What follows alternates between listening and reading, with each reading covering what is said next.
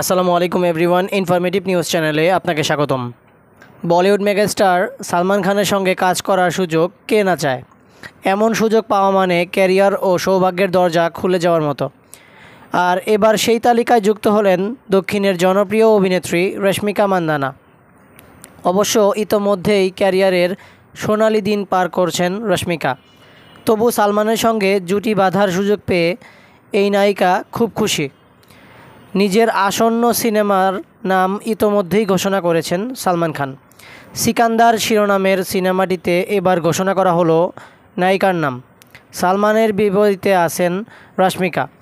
প্রযোজক সাজিদ নাদিয়াদওয়ালা ঘোষণা করেছেন এমনটাই। এই খুশি সংবাদটি ভক্তদের সঙ্গে শেয়ার করেছেন অভিনেত্রী।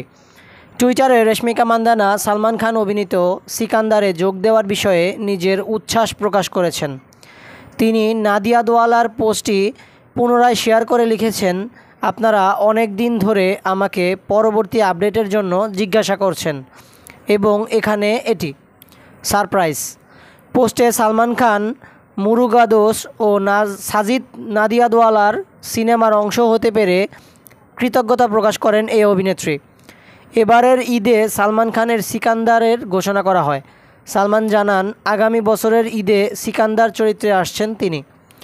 সাজিদ নাদিয়াদওয়ালার এই সিনেমাটির পরিচালনার দায়িত্ব নিয়েছেন আমির খানের সুপারহিট গজিনি এর পরিচালক আর মুরুগাদোস।